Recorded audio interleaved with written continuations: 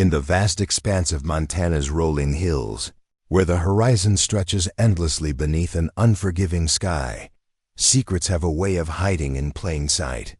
The year was 1962, and the Whitmore Ranch stood as a testament to both prosperity and isolation. 73,000 acres of prime cattle land that had made the Whitmore family one of the most powerful ranching dynasties in the American West. But beneath the success and reputation, in the modest quarters where the ranch hands lived and worked, a young woman carried bruises that told a story no one dared to ask about. And when she finally spoke 3 simple words, "Mama died today," her revelation would shatter the carefully constructed world of a man who had spent his entire life believing that some barriers could never be crossed. Before we jump back in, tell us where you're tuning in from, and if this story touches you, make sure you're subscribed, because tomorrow I've saved something extra special for you. The Whitmore Ranch sprawled across the Montana landscape like a small kingdom, its boundaries marked by weathered fence posts and the distant purple shadows of the Rocky Mountains. The main house, a sprawling log and stone structure built by Patriarch Samuel Whitmore in 1889, commanded a view of the entire valley from its position atop a gentle rise. Below it, scattered across the property like chess pieces on a vast board, stood the bunkhouses, barns, and outbuildings that supported one of the largest cattle operations in the state. Samuel Whitmore had carved this empire from wilderness with nothing but determination, a shrewd business sense, and the kind of ruthless ambition that had characterized the men who built the American West. By 1962, the ranch employed over 40 people: cowboys, fence riders, mechanics, and seasonal workers, who came and went with the rhythms of ranch life. The operation ran like a well-oiled machine, producing prize-winning cattle that sold at premium prices across the country. But it was in the ranch's kitchen, the heart of this sprawling operation, where the most important work happened 3 times a day. Feeding 40 hungry ranch hands required skill, organization, and stamina that few possessed. The kitchen was a world unto itself, a large, functional space with industrial-sized stoves, walk-in pantries, and long wooden tables that could seat 20 men at a time. Steam rose from enormous pots, the air thick with the scents of coffee, bacon, and fresh bread that served as the soundtrack to ranch life. The social hierarchy of ranch life was as rigid and defined as any corporate structure, though its rules were unwritten and understood through generations of tradition. At the top sat the ranch owner and his family, their authority absolute and unquestioned. Below them came the ranch foreman, the head wrangler, and the senior hands who had earned respect through years of hard work and proven loyalty. At the bottom of this structure worked the seasonal laborers, the young cowboys proving themselves, and the domestic staff who kept the operation running smoothly. Ranch hands were expected to be tough, self-reliant men who could handle cattle, mend fences, and work 16-hour days without complaint. They lived in spartanly furnished bunkhouses, sharing their quarters with men who became brothers through shared hardship and mutual dependence. The code among them was simple: do your job, watch your partner's back, and never complain about conditions that were simply part of ranch life. The domestic staff occupied a different sphere entirely. While the cowboys worked the land, the cooks, housekeepers, and maintenance workers ensured that the human side of the operation functioned smoothly. These positions were often filled by women, older men no longer able to handle the physical demands of ranch work, or occasionally by families who had fallen on hard times and needed steady employment with housing provided. The kitchen staff, in particular, held a unique position in this hierarchy. Good cooks were treasured and protected because keeping 40 men fed and satisfied was crucial to maintaining morale and productivity. A cook who could turn basic ingredients into meals that reminded homesick cowboys of their mothers. Cooking was worth their weight in gold. The kitchen became neutral territory where the usual social barriers relaxed slightly, though never completely disappeared. Into this carefully ordered world had come Sarah Mae Fletcher in the spring of 1961, carrying a single battered suitcase and a letter of recommendation from a family in Wyoming whose circumstances had changed, forcing them to let their domestic staff go. Sarah Mae was 23 years old, with auburn hair that she kept braided down her back and green eyes that seemed to hold depths of experience far beyond her years. She had appeared at the kitchen door on a Tuesday morning when the previous cook had departed suddenly, leaving the ranch without anyone capable of preparing meals for the crew. Mrs. Dorothy Hanson, the ranch's head housekeeper and the woman responsible for managing domestic staff, had been desperate enough to hire Sarah Mae on the spot after sampling her biscuits and watching her organize the chaotic kitchen with quiet efficiency. Sarah Mae fit into ranch life with remarkable ease, though she remained somewhat apart from the other staff members. She arrived at the kitchen before dawn, prepared 3 substantial meals a day, and maintained the kind of spotless organization that impressed even the most demanding ranch hands. Her cooking was exceptional, hearty, flavorful meals that satisfied men who worked hard physical labor from sunrise to sunset. But there were aspects of Sarah Mae's presence that puzzled those who observed her closely. She flinched when people approached her too quickly, favored her left arm in ways that suggested old injuries, and possessed a wariness that seemed inconsistent with her rural background. Most notably, she had never received personal mail, never mentioned family or friends, and deflected personal questions with such skill that people stopped asking them. The ranch hands respected her work and appreciated her cooking, but they sensed the invisible barriers she maintained around her personal life. She was friendly but not familiar, helpful but not dependent, competent but never boastful about her abilities. In a world where most people's life stories were common knowledge within weeks of their arrival, Sarah Mae Fletcher remained an enigma. Mrs. Hanson, who had been managing domestic staff for over 20 years, found Sarah Mae's reticence both refreshing and concerning. The girl worked harder than anyone expected, never complained about the long hours or demanding conditions, and handled the occasional difficult ranch hand with a combination of firmness and diplomacy that suggested considerable experience dealing with problematic men. Yet there were mornings when Mrs. Hanson noticed Sarah Mae moving stiffly, as if recovering from physical strain that went beyond the normal demands of kitchen work. There were days when makeup couldn't quite hide the shadows under her eyes, or the careful way she held herself when she thought no one was looking. Mrs. Hanson had seen enough of life to recognize the signs of someone carrying burdens they couldn't share. But she also understood that ranch life attracted people who needed fresh starts and second chances. The unwritten rule was simple. If someone did their job well and didn't cause trouble, their past was their own business. Sarah Mae Fletcher embodied this principle perfectly. She was an exemplary employee, whose personal mysteries were respected rather than investigated. The kitchen where Sarah Mae worked was the social center of the ranch in ways that extended far beyond its practical function. It was where news was shared, where conflicts were settled over coffee, and where the informal networks that really ran the ranch were maintained and strengthened. Ranch hands would linger after meals, discussing everything from cattle prices to weather patterns, from family news to philosophical debates about life on the range. Sarah Mae presided over these gatherings with quiet authority, keeping coffee hot and occasionally contributing observations that revealed her intelligence and education. She could discuss literature as easily as livestock, philosophy as readily as farming techniques. Her insights often surprised men who had assumed that a young woman working as a ranch cook must have limited intellectual horizons.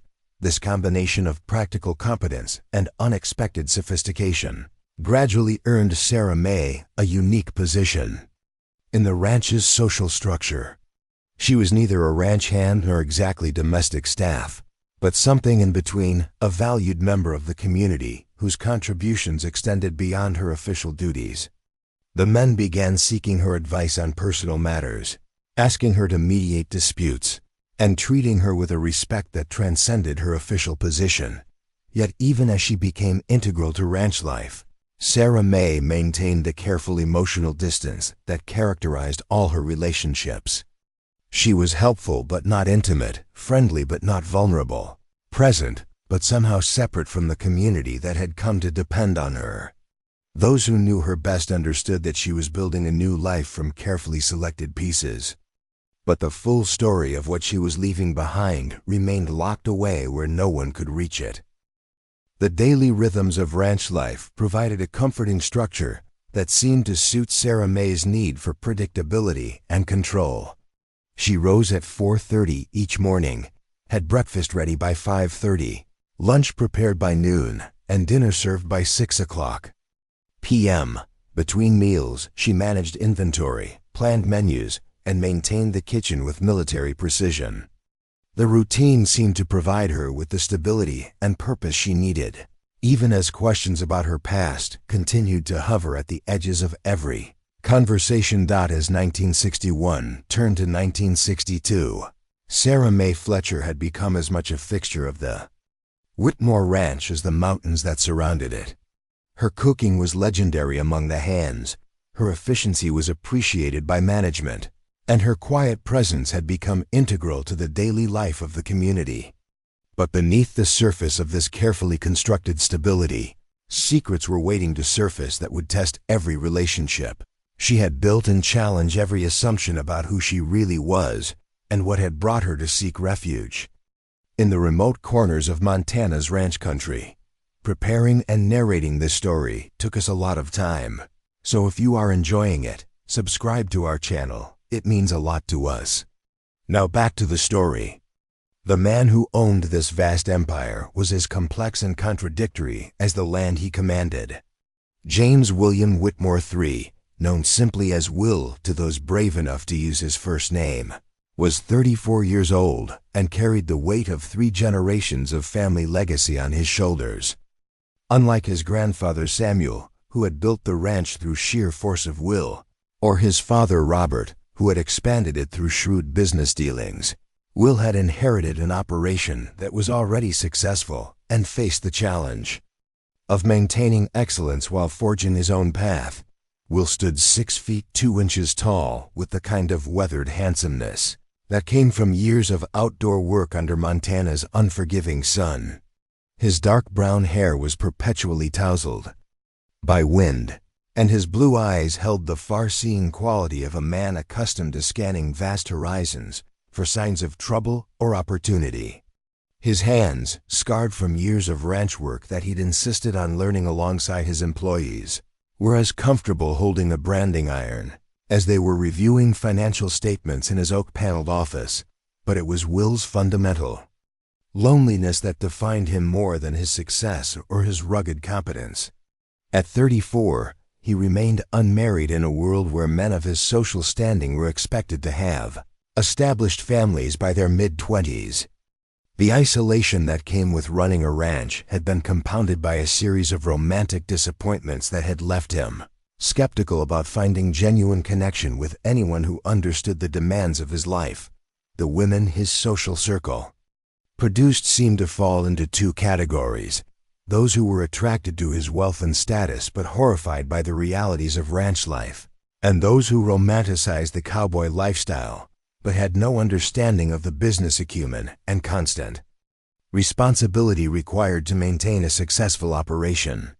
His last serious relationship with Amanda Cartwright, daughter of a prominent Helena banking family, had ended 2 years earlier, when she'd finally admitted that she couldn't imagine spending her life in the middle of nowhere with a man who smelled like cattle and spoke more comfortably to horses than to people. The failure of that relationship had deepened Will's natural tendency towards self-reliance and emotional distance.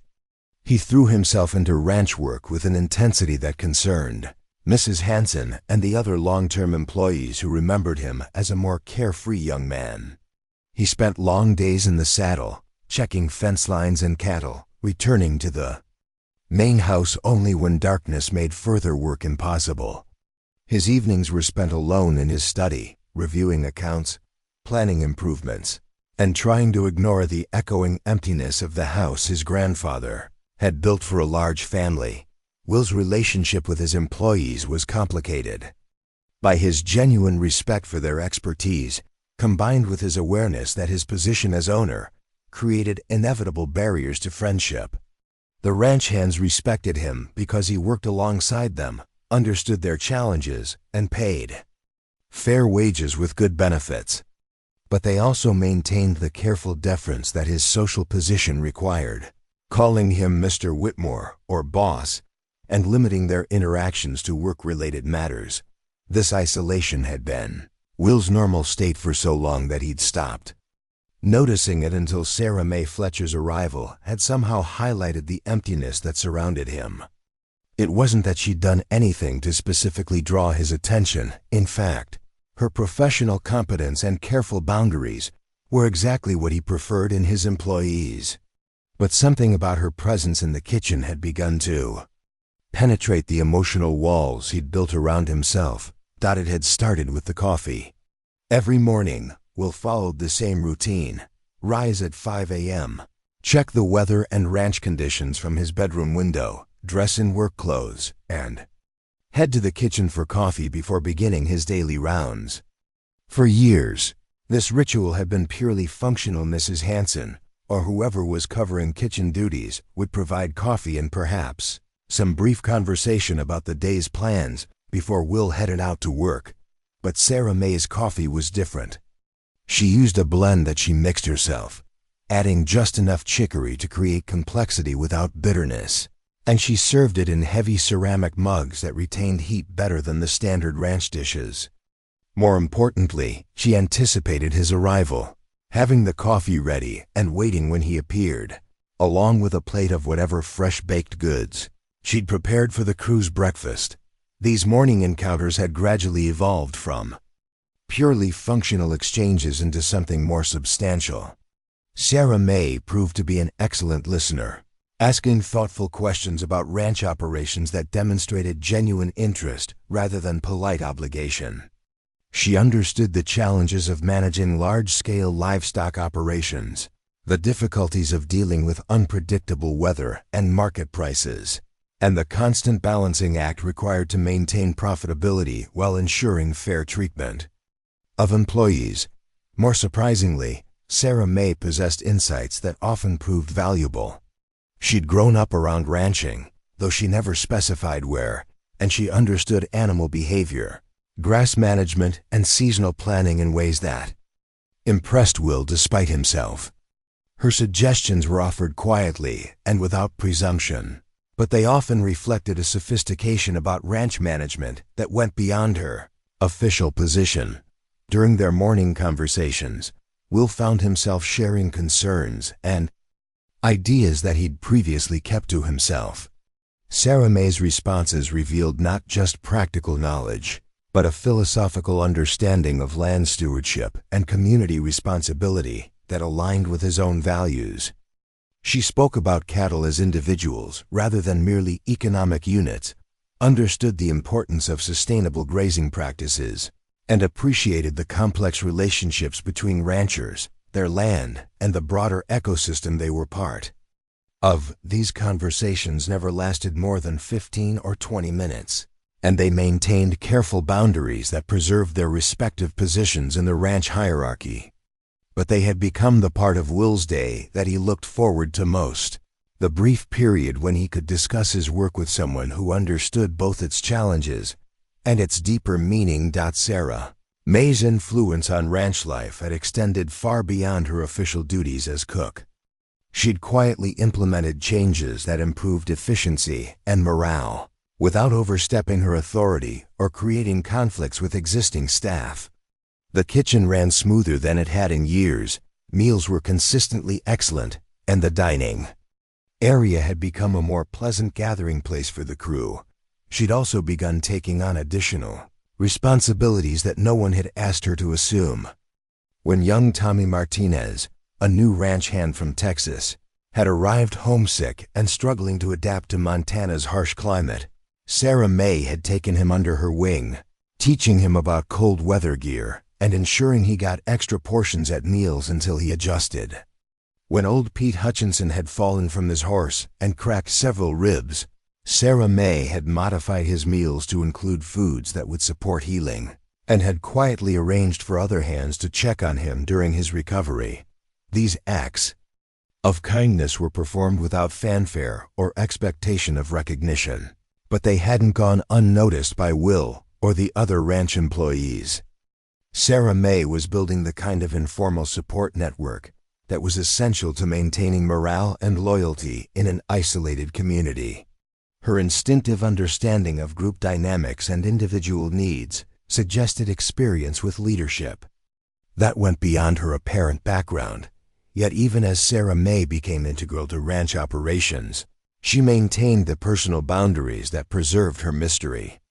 She deflected questions about her past with such skill that people stopped asking them, participated in group conversations without revealing personal information, and somehow managed to be fully present in ranch life while remaining emotionally separate from it. Will had begun to notice details about Sarah May that troubled him, though he couldn't articulate exactly why they caused concern. She moved with a wariness that seemed inconsistent with ranch life, constantly aware of her surroundings in ways that suggested habitual vigilance. Her reactions to sudden movements or unexpected sounds were more pronounced than simple caution would explain. Most concerning were the occasional glimpses of what looked like fading bruises on her arms, or shadows of exhaustion that suggested sleepless nights for reasons unrelated to work. But whenever Will considered approaching her about these observations, he reminded himself that ranch life attracted people seeking fresh starts, and that everyone deserved privacy about their past. Sarah May's work was exemplary. Her contribution to ranch life was entirely positive, and her personal business was her own. The unwritten code of the West demanded that he respect her boundaries, even when his growing concern made him want to offer help or protection. The truth was that Will's feelings about Sarah May had become more complicated than simple employer concern. He found himself looking forward to their morning conversations with an anticipation that went beyond professional interest. He noticed details about her, the way she tucked a stray piece of hair behind her ear when concentrating, the soft melody she hummed while working, the unconscious grace with which she moved through the kitchen. That had nothing to do with her job performance. This growing awareness made Will uncomfortable because it violated his own rules about maintaining appropriate relationships with employees. Sarah May worked for him, depended on him for her livelihood and housing, and was therefore off-limits for personal involvement regardless of his feelings. The power imbalance made any romantic interest inappropriate and potentially exploitative. Understanding the rules didn't make following them easier. Will found himself creating excuses to visit the kitchen more frequently, lingering over morning coffee longer than necessary, and paying attention to Sarah May's well-being in ways that went beyond normal employer concern.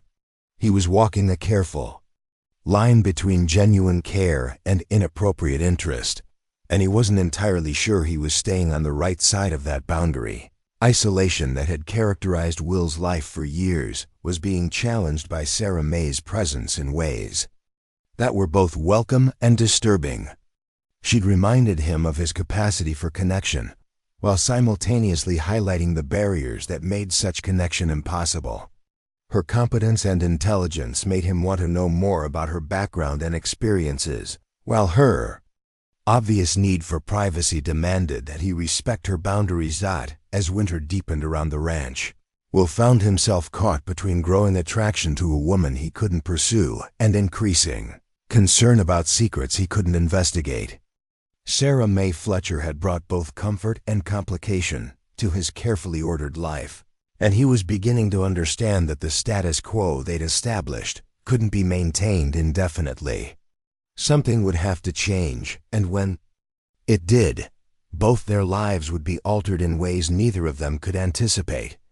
The change began on a February morning when the Montana sky hung low and gray, promising snow that would likely trap everyone on the ranch for days. Will had noticed that Sarah May seemed different during their usual coffee conversation, more distant, checking the clock repeatedly, and responding to his comments about weather preparations with distracted nods rather than her usual thoughtful observations. When he'd asked if everything was all right, she'd assured him it was, but something in her eyes suggested otherwise. The first real sign that something was wrong came during the lunch service. Will had been in the main dining area, discussing winter feed supplies with his foreman Jake Morrison, when he noticed Sarah May struggling to lift a heavy pot of stew from the stove. She'd attempted to use both hands, but had suddenly shifted, the weight to her right side, her left arm hanging awkwardly at her side as if it pained her to move it. "Sarah May," Mrs. Hanson had called from across the kitchen, "let Billy help you with that." But Sarah May had already managed to move the pot, though Will noticed the careful way she'd cradled her left arm afterward, as if protecting it from further strain. The incident might have passed without further notice, but Will found himself paying closer attention to Sarah May's movements throughout the day.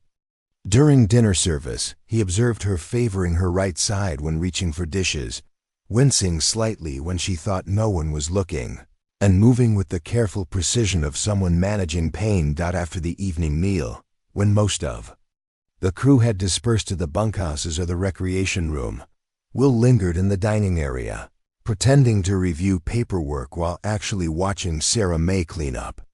She worked with her usual efficiency, but he could see the strain in her posture, the way she paused occasionally to rest her left arm, and the slight tremor in her hands that suggested she was fighting exhaustion or distress. When Sarah May finally finished her duties and headed toward the staff quarters, Will made a decision that would later prove to be the catalyst for everything that followed. Instead of returning to his study as usual, he followed her at a discreet distance, ostensibly to check on some equipment stored in the building that housed the staff apartments. The staff quarters were a long, low building divided into individual rooms, each with its own entrance. Sarah May's room was at the far end, separated from the others by her preference for privacy and Mrs. Hanson's recognition that the cook deserved accommodations that reflected her important role in ranch operations. As Will approached, he could hear the sound of Sarah May's voice through her partially open window, not the controlled, professional tone she used during work hours, but something raw and strained that made him stop and listen. "I know, Mama," Sarah May was saying, her voice thick with tears. "I know you told me to be strong, but I don't think I can do this much longer. He's getting worse, and there's nowhere left to run." Will felt his blood run cold as he realized Sarah May was speaking to someone on the telephone, though who she might be calling and what situation she was describing remained unclear. Ranch phones were party lines with limited privacy, and personal long-distance calls were expensive luxuries that most employees couldn't afford. The fact that Sarah May was making such a call suggested whatever she was discussing was urgent and important. "The bruises are getting harder to hide," Sarah May continued, her voice breaking. "Last night he ... Mama, I can't keep living like this. But where am I supposed to go? I barely made it here, and if he finds me again..." Will's hands clenched into fists as the implications of what he was hearing began to register. Sarah May wasn't just a mysterious employee with a private past. She was a woman fleeing from someone who had been hurting her, someone who might still be looking for her. The careful boundaries she maintained, the wariness he'd observed, the occasional bruises and signs of strain, they all made horrible sense now. "I wish you were here to tell me what to do," Sarah May whispered. "I'm so scared, Mama. I'm so tired of being scared." Will realized he was eavesdropping on an intensely private conversation and started to move away, but Sarah May's next words stopped him in his tracks. "I think I'm falling for him," she said, her voice barely audible. "Mr. Whitmore. Will, he's kind to me, Mama. Really kind, not just pretending like the others, but I can't drag him into this mess. I can't let him get hurt because of me." The admission hit Will like a physical blow, confirming feelings he'd been trying to deny while simultaneously revealing the true extent of Sarah May's situation. She was trapped between a dangerous past and a present where she couldn't allow herself to form genuine connections because of the threat that still hung over her. Will backed away from the window, his mind racing with questions and concerns. Who was threatening Sarah May? How had she ended up at the ranch? And most importantly, what could he do to help her without making the situation worse? The next morning brought the promised snowstorm, a blizzard that dumped 18 inches of snow across the ranch and made travel impossible for anyone without serious winter equipment. The isolation that normally characterized ranch life became complete. They were cut off from the outside world until the storm passed and the roads could be cleared. Sarah May appeared for their usual morning coffee meeting, but Will could see the strain of the previous night's conversation written in the shadows under her eyes and the careful way she held herself. She'd applied makeup to cover what looked like a fresh bruise on her left cheek, but the concealment was imperfect, leaving a faint discoloration that made Will's jaw clench with suppressed anger. "Hell of a storm," Will said, keeping his voice casual while studying Sarah May's face. "Looks like we'll be snowed in for at least a day or two." "Yes, sir," Sarah May replied, pouring his coffee with hands that trembled slightly. "I've planned meals assuming we won't get supply deliveries for the rest of the week." "Good thinking." Will accepted the mug, noting how Sarah May avoided meeting his eyes directly. "Sarah May, are you feeling all right? You seem a bit under the weather." For a moment, he thought she might confide in him. Her green eyes met his, and he saw a flash of longing, as if she wanted nothing more than to trust him with the truth. But then the walls came back up, and she smiled with practiced politeness. "Just tired, Mr. Whitmore. The storm kept me awake. I'm not used to wind like that." Will nodded, accepting the lie because pushing would only make her retreat further.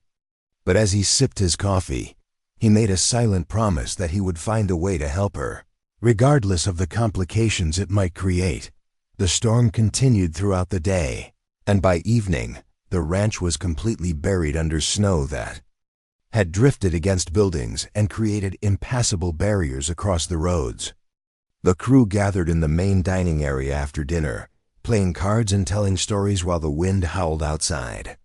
It was the kind of evening that normally brought the ranch community together, but Will noticed that Sarah May remained in the kitchen, cleaning with unnecessary thoroughness rather than joining the social gathering. Around 9 o'clock, Mrs. Hanson approached Will with concern written across her weathered features. "Mr. Whitmore, I'm worried about Sarah May. She's been acting strange all day. And just now I saw her checking all the door locks and windows like she's expecting trouble." Will's stomach tightened with apprehension. "What kind of trouble?" "I don't know, but she's scared of something. Really scared. And there's something else. Mrs. Hanson hesitated, glancing around to ensure they wouldn't be overheard. "I found some blood on the towels in the laundry. Not much, but enough to suggest someone's been hurt." The confirmation of what Will already suspected hit him hard. Sarah May was injured, frightened, and alone, carrying burdens that were clearly too heavy for one person to bear. The protective instincts that he'd been trying to suppress roared to life, and he found himself making decisions that would have seemed impossible just days earlier. "Mrs. Hanson," he said quietly, "I need you to do something for me. Find an excuse to check on Sarah May. Make sure she's all right, and let her know that if she needs anything at all, she should come to me. Don't push, just make sure she knows." Mrs. Hanson nodded, understanding the gravity behind his request. "You think she's in some kind of danger?" "I think she's been in danger for a while," Will replied grimly. "And I think whatever she's running from might not be as far away as we'd like to believe." As if summoned by his words, the lights in the dining area suddenly flickered and went out. The generator that powered the ranch buildings coughed once and fell silent, leaving them in darkness broken only by the glow from the fireplace and a few battery-powered lanterns. "Power line must be down," Jake Morrison called out, his voice calm but alert. "I'll check the generator." But Will was already moving toward the kitchen, driven by an instinct he couldn't name. As he pushed through the swinging doors, he found Sarah May standing frozen by the window, staring out into the storm-swept darkness with an expression of pure terror. "Sarah May?" he said softly, not wanting to startle her. She spun around, her eyes wide and frightened in the lamplight. "Mr. Whitmore, the power went out, and I thought ... She stopped, shaking her head. "I'm sorry, I'm being foolish." "No," Will said firmly, moving closer. "You're not being foolish. You're scared, and there's nothing foolish about being scared. When you have good reason to be." Sarah May's carefully maintained composure finally cracked. Tears spilled down her cheeks as she whispered, "How did you know?" "Because I've been watching you," Will admitted. "Because I care about what happens to you, and because whoever hurt you left marks that makeup can't completely hide." The admission hung between them in the darkened kitchen, changing everything about their relationship in a single moment. The barriers of employer and employee, the careful professional distance they'd maintained, the unspoken boundaries that had kept them apart, all of it crumbled under the weight of truth, finally spoken aloud. "He'll find me," Sarah May whispered. "He always finds me. And when he does..." She touched her cheek where the bruise lay hidden beneath makeup. "This was just a warning. Next time will be worse." Will felt a rage unlike anything he'd ever experienced. A protective fury that made him want to hunt down whoever had hurt this woman and make them pay for every mark they'd left on her.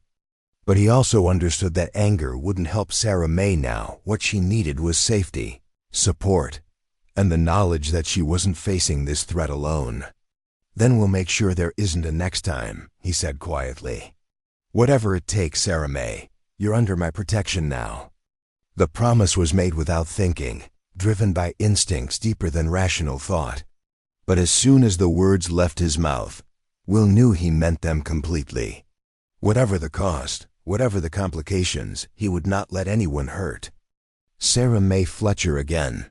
Outside, the storm continued to rage, but inside the darkened kitchen, two people had finally found the courage to acknowledge the connection that had been growing between them for months. The catalyst that would transform both their lives had been set in motion, and there would be no going back to the careful distance that had protected them from both danger and hope. The morning after the storm brought crystalline sunlight that turned the snow-covered ranch into a glittering wonderland. But the beauty of the landscape couldn't mask the tension that had settled over Sarah May like a second skin. She moved through her morning routines with mechanical precision, preparing breakfast for 40 hungry men while her mind replayed every word of her conversation with Will in the darkened kitchen. His promise of protection had both thrilled and terrified her. For the first time in 3 years, someone knew the truth about her past and hadn't turned away in disgust or fear. But Sarah May also understood that Will's good intentions could put him in terrible danger. Ray Buckley wasn't the kind of man who accepted defeat gracefully, and he had resources that a Montana rancher couldn't imagine. Will appeared for their usual coffee meeting, but everything about the encounter felt different now.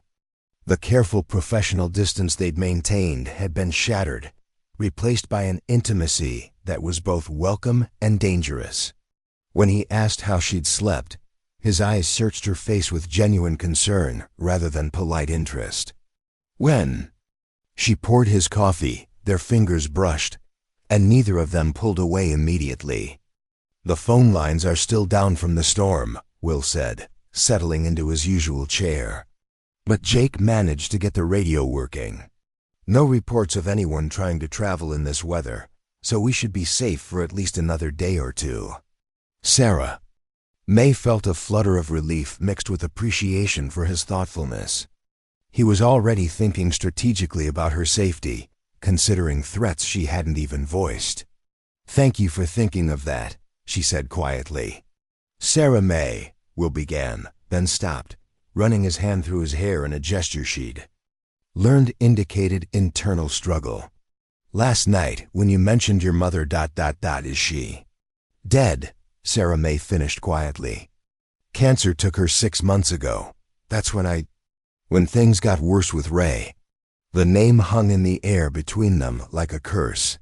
Speaking it aloud felt like summoning a demon, but Sarah May found unexpected relief in finally giving her tormentor an identity that Will could understand. Tell me about him, Will said gently.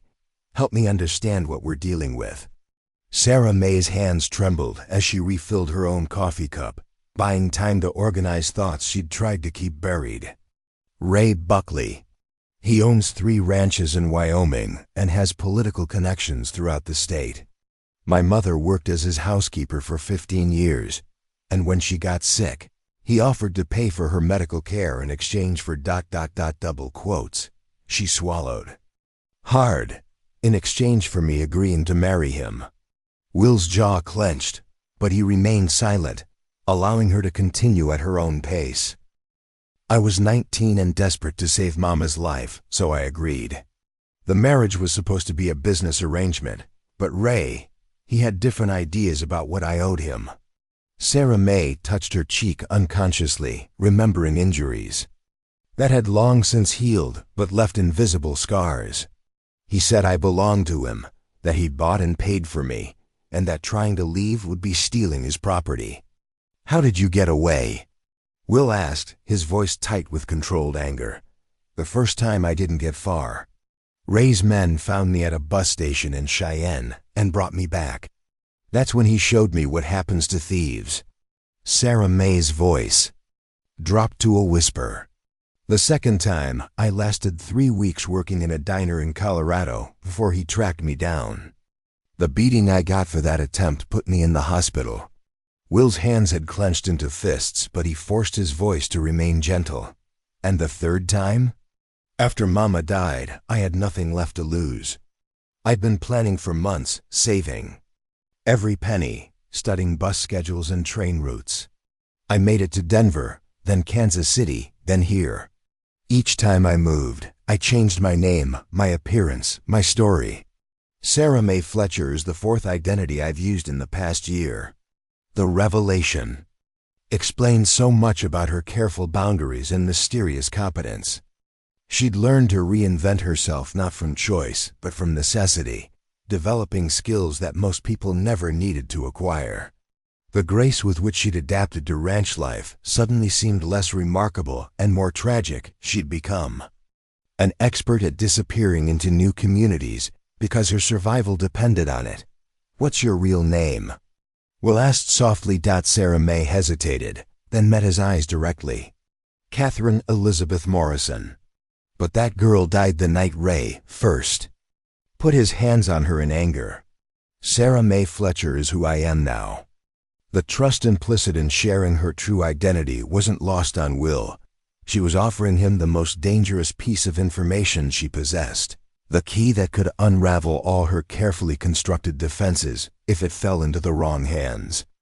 The following days, as the snow slowly melted and normal ranch operations resumed, Will and Sarah May began to develop a new kind of relationship that existed in the spaces between her official duties and his responsibility as ranch owner. Their morning coffee meetings expanded into longer conversations about books, philosophy, and the complexities of human nature. Sarah May revealed an education that went far beyond what her circumstances might suggest. She'd been an honor student before her mother's illness forced her to abandon college plans, and she'd continued reading voraciously throughout her ordeal. With Ray, Will found himself sharing aspects of his own life that he'd never discussed with anyone. His struggles with the loneliness of leadership, his doubts about whether he was worthy of the legacy his grandfather had built, his growing conviction that success without meaningful connection was hollow victory. Sarah May listened with the kind of complete attention that made him feel truly heard for the first time in years, but their developing intimacy existed alongside constant awareness of the danger that shadowed Sarah May's every moment. Will had quietly implemented additional security measures around the ranch, ostensibly for routine safety, but actually designed to provide early warning if unwanted visitors appeared. He'd spoken with Jake Morrison about maintaining vigilance without alarming the crew, and he'd ensured that Sarah May was never alone in isolated areas of the property. The tension between their growing connection and the threat hanging over them created an atmosphere that was both electrically charged and constantly stressful. Every unexpected sound made Sarah May tense with fear. Every stranger who appeared at the ranch was scrutinized for potential threat. The happiness they found in each other's company was shadowed by the knowledge that it might be temporary, fragile, and dangerous for both of them.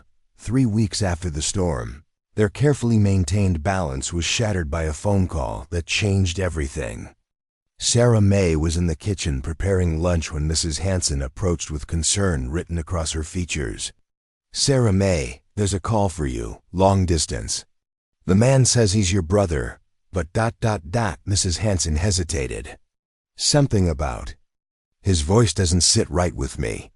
Sarah May's face went white as she understood the implications. She had no brother. The call could only be from Ray or one of his associates, which meant they'd tracked her to the ranch despite all her precautions. Will appeared in the kitchen doorway as if summoned by her distress. "What's wrong?" "Ray found me," Sarah May whispered, her voice hollow with despair. "He's on the phone." Will's expression hardened into something Sarah May had never seen before. Cold determination that reminded her that he came from a family of men who'd carved civilization from wilderness through sheer force of will. "I'll take the call," he said quietly. "No," Sarah May protested. "You don't understand what he's capable of." "If you get involved..." "I'm already involved," Will interrupted firmly. "The moment you set foot on my ranch, you became my responsibility. And no one threatened someone under my protection." The short walk to the office felt like a march to execution. Sarah May's legs trembled with each step, and she found herself leaning on Will's steady presence for support. When they reached the phone, Will gestured for her to pick up the receiver while he positioned himself close enough to hear both sides of the conversation. "Hello, Catherine," came a voice that made Sarah May's blood freeze. Ray Buckley's tone was conversational, almost friendly, but she could hear the underlying menace that she knew so well. "You've led me quite a chase, darling. 3 states and 4 identities. I'm almost impressed." "Ray," Sarah May managed to say, her voice barely audible. Now, let's not be unfriendly. I've missed you terribly, and I think it's time you came home. We have so much to discuss about your little vacation." Will's presence beside her gave Sarah May the courage to respond more firmly than she'd ever managed with Ray before. "I'm not coming back. I told you when I left we're finished." Ray's laugh was cold and calculating. "Oh, Catherine, you haven't learned anything, have you? You can't divorce what was never actually a marriage. Our arrangement was a business deal, and you haven't fulfilled your end of the contract. But I'm a reasonable man. I'll give you 24 hours to pack your things and say goodbye to whatever friends you've made." "And if I refuse?" Sarah May asked, though she already knew the answer. "Then I'll come collect what belongs to me, and anyone who's helped you hide from your obligations will learn the cost of interfering in family business." Ray's voice dropped to a whisper that somehow carried more threat than shouting would have. "I know about the ranch, Catherine. I know about the handsome owner who's been playing knight in shining armor. It would be a shame if something happened to all those nice people who've been harboring a thief." The line went dead, leaving Sarah May and Will staring at each other in the sudden silence. The threat was clear, and immediate. Ray wasn't just demanding Sarah May's return. He was threatening everyone at the ranch who might try to protect her. "Pack a bag," Will said quietly, his voice containing a quality that Sarah May had never heard before. "We're leaving tonight." "Will, no," Sarah May protested. "You can't run away from your life because of my problems. Ray wants me to think I'm dragging you into danger, so I'll go back to him willingly." Then he underestimates what you mean to. Me, Will replied, meeting her eyes directly. And he certainly underestimates what I'm willing to do to keep you safe. The admission hung between them, finally giving voice to feelings they'd been dancing around for weeks. But before either could respond to the emotional weight of Will's words, Jake Morrison appeared in the doorway with news that made their blood. "Run cold, boss," Jake said urgently. "We've got visitors." 3 vehicles just turned onto the main road, moving fast and not looking friendly. I'd say we've got maybe 10 minutes before they reach the house. Ray Buckley hadn't given them 24 hours to decide. He'd already been on his way when he made the call, using the conversation to locate Sarah May's exact position while his men surrounded the ranch. The trap was closing, and there was nowhere left to run. Will's hand found Sarah May's, and she felt strength flow between them even as terror threatened to overwhelm her. Whatever happened next, she wouldn't face it alone. But as the sound of approaching engines grew louder in the distance, both of them understood that their fragile happiness was about to be tested by forces that respected neither love nor justice. Only power and the determination to use it, without mercy. The dust clouds rising from the ranch road announced Ray Buckley's arrival like smoke signals of war. Will's mind shifted into the tactical mode that had served his family for generations. When facing threats to their land and livelihood, the main house offered defensive advantages, but it also trapped them in a confined space with limited escape routes. More importantly, it put the entire ranch crew at risk if violence erupted. "Jake," Will commanded, his voice carrying the authority that had been bred into the Whitmore bloodline, "get on the radio and contact Sheriff Morrison in town. Tell him we have armed trespassers approaching the property and request immediate assistance." "Boss, the nearest deputy is 40 minutes away in good weather," Jake replied grimly. "And these back roads are still muddy from the snowmelt." Will nodded, having expected as much. Ranch country operated by its own rules, where help was often too far away to matter when trouble arrived. "Then we handle this ourselves until law enforcement can get here. Get the crew armed and positioned around the property, but tell them to stay out of sight unless shooting starts."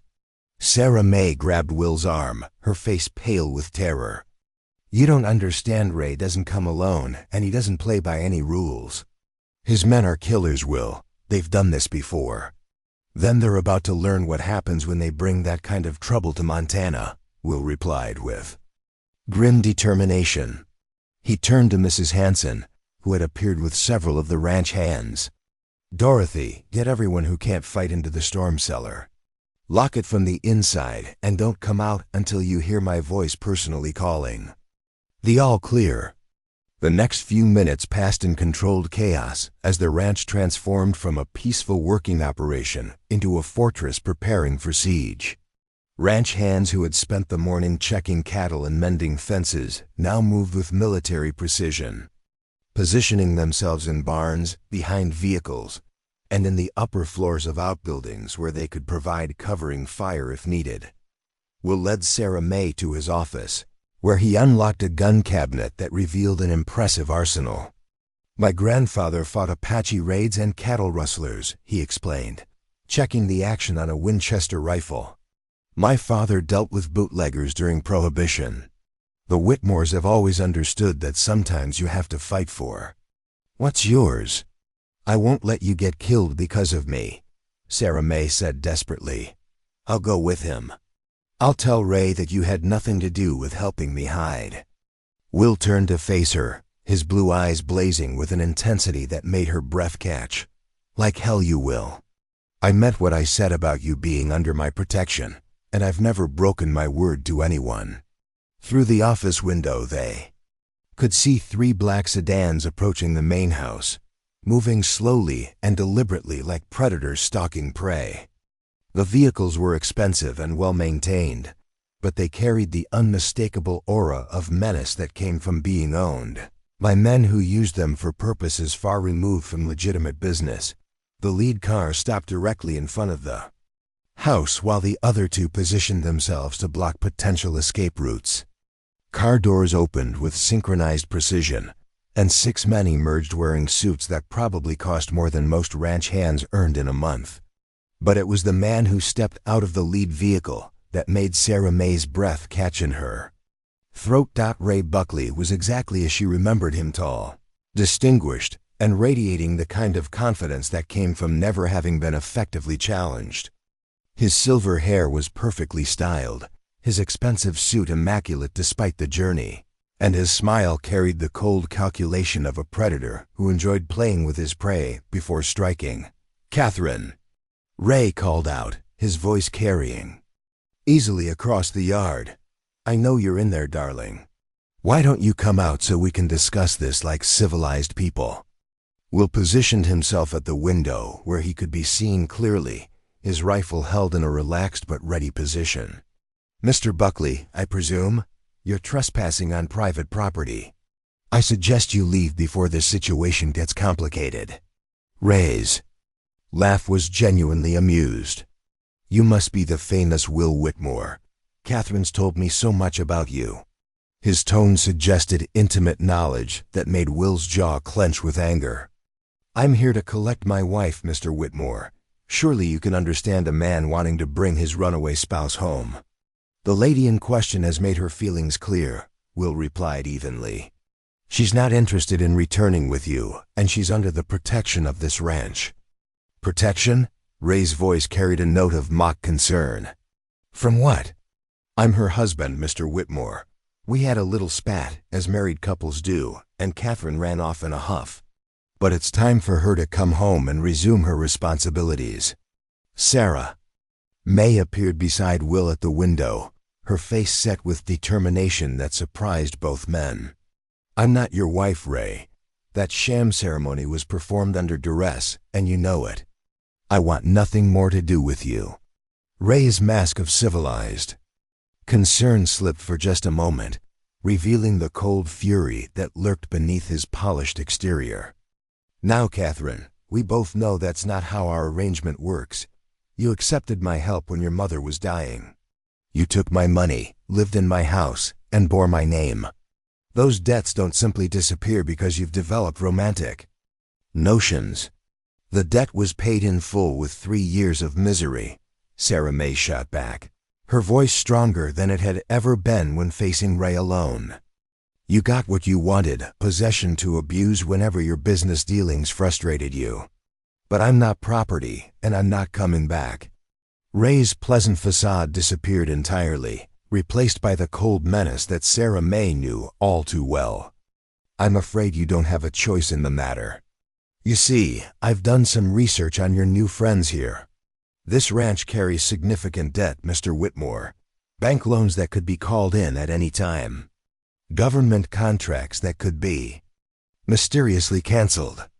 Regulatory inspections that might discover unfortunate violations." The threat was clear and sophisticated. Ray wasn't just relying on physical intimidation, but had prepared economic warfare that could destroy the ranch, even if Will successfully defended against immediate violence. "I have friends in very high places," Ray continued conversationally. "Senators who owe me favors, judges who appreciate my campaign contributions, business partners who control significant resources. Make this difficult for me, and I'll make life impossible for everyone associated with this ranch." Will felt the weight of responsibility for his employees and their families, but his resolve didn't waver. "Then I guess we'll have to see how far your influence reaches in Montana. This is still the West, Buckley, and we have our own ways of dealing with bullies." The standoff might have continued indefinitely, but it was interrupted by movement from one of Ray's men who had been positioning himself for a flanking maneuver. Jake Morrison's voice crackled over the radio. "Boss, we've got armed men trying to surround the house. They're carrying more than just pistols. I'm seeing rifles and what looks like military equipment." Ray heard the transmission through the open window and smiled with genuine pleasure. "I told you, Mr. Whitmore, I don't leave things to chance. My associates are professionals who understand how to resolve complicated situations efficiently." The revelation that Ray had brought what amounted to a private army transformed the situation from a personal confrontation into something approaching a small war. Will realized that his ranch hands, brave and loyal as they were facing trained killers who had significant advantages in both equipment and experience. "What do you want?" Will asked, playing for time while his mind raced through increasingly limited options. "Simple," Ray replied. "Catherine comes with me voluntarily, and everyone here lives to see tomorrow. You get to keep your ranch, your employees keep their jobs, and this unfortunate misunderstanding becomes nothing more than an amusing story to tell at dinner parties. And if she refuses?" Ray's smile was genuinely terrifying in its calm confidence. "Then I take her anyway, and anyone who tries to stop me learns why I've never failed to recover what belongs to me." "Your choice, Mr. Whitmore. One woman's temporary happiness against the lives and livelihoods of 40 innocent people." Sarah May felt the walls closing in around her, the same trapped sensation that had defined her life with Ray. He had anticipated every possible escape route, prepared countermeasures for every form of resistance, and now he was using her conscience against her by threatening people she'd come to care about. "Give me 5 minutes to consider your offer," Will said, buying time he desperately needed to formulate a plan. "Of course," Ray replied graciously, "but don't take too long. My associates get restless when negotiations drag on, and restless professionals sometimes make poor decisions." Will pulled Sarah May away from the window, his mind working furiously through possibilities that seemed to narrow with each passing second. Ray had prepared for this confrontation with the thoroughness of a military campaign, anticipating resistance and preparing overwhelming force to crush it. "There has to be another way," Sarah May whispered, her voice breaking with despair. "I won't let him hurt these people because of me." "We're not giving up," Will replied firmly, though he couldn't yet see how they might escape the trap that was closing around them. "There's always another way. We just have to find it." But as the minutes ticked by and Ray's men tightened their positions around the ranch, both Will and Sarah May understood that they were facing a moment of truth that would determine not just their own fates, but the future of everyone who had called the Whitmore Ranch home.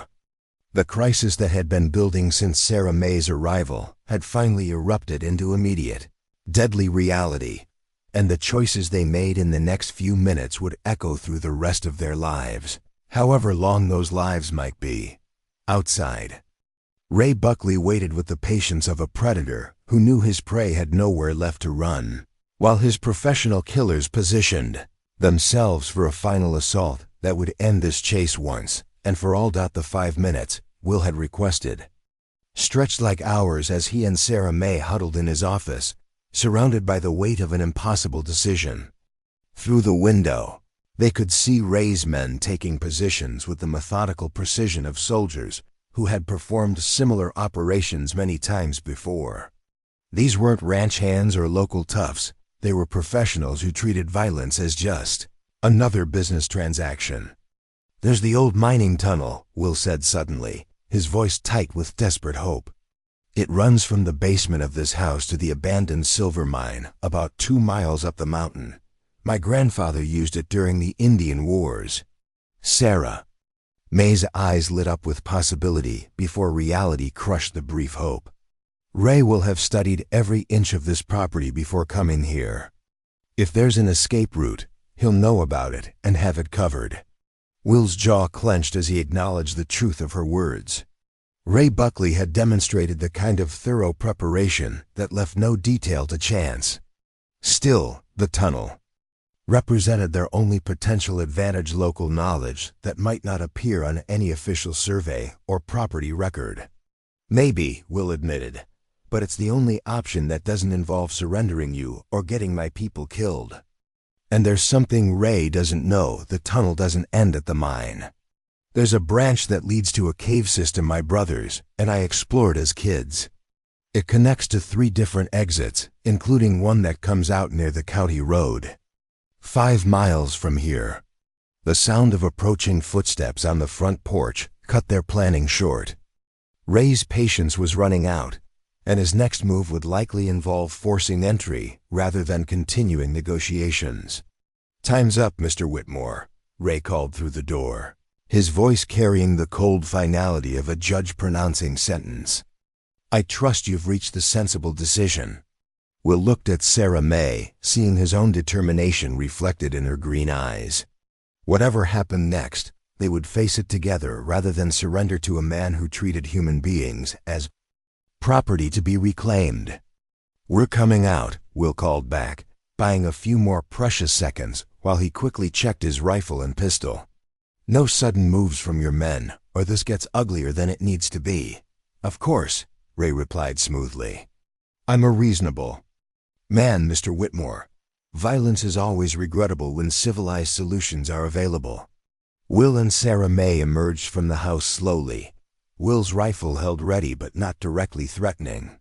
Ray stood in the center of the yard, flanked by two of his men while the others maintained their tactical positions around the property. Up close, Ray's expensive clothing and manicured appearance created a surreal contrast with the deadly situation he had orchestrated. "Catherine," Ray said warmly, as if greeting an old friend rather than a woman he'd terrorized for years.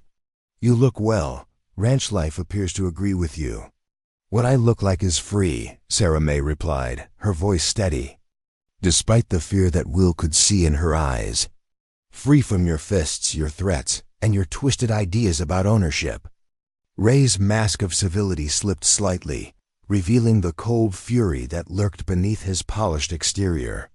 "You seem to have forgotten the nature of our arrangement, my dear. Your mother's medical bills didn't pay themselves, and the life of comfort you enjoyed as my wife came with certain obligations. Obligations that included being your personal punching bag whenever your business deals went badly." Sarah May shot back, her voice rising with years of suppressed anger. "Obligations that meant hiding bruises and making excuses for injuries that everyone knew came from your hands. A man has the right to discipline his wife when she becomes willful and ungrateful," Ray replied with the calm conviction of someone stating an obvious truth. "You needed guidance, Catherine, and I provided it. Just as I'm providing it now by bringing you home where you belong." Will stepped forward, his rifle now pointing directly at Ray's chest. "The lady has made her position clear, Buckley. She's not going anywhere with you." Ray's smile was genuinely amused. "Mr. Whitmore, you're allowing romantic notions to cloud your judgment. Look around you. My associates have superior numbers, better equipment, and extensive experience in resolving situations like this. Your ranch hands are brave, I'm sure, but they're not killers. Mine are." As if to emphasize his point, one of Ray's men emerged from behind the barn, prodding young Tommy Martinez ahead of him at gunpoint. The boy's face was pale with terror, but he walked steadily, refusing to show the fear that must have been consuming him. "We found this one trying to sneak around behind us," the gunman reported. "Figured you might want to use him as an example." Will felt his heart sink as he realized Ray's men had already begun capturing his people.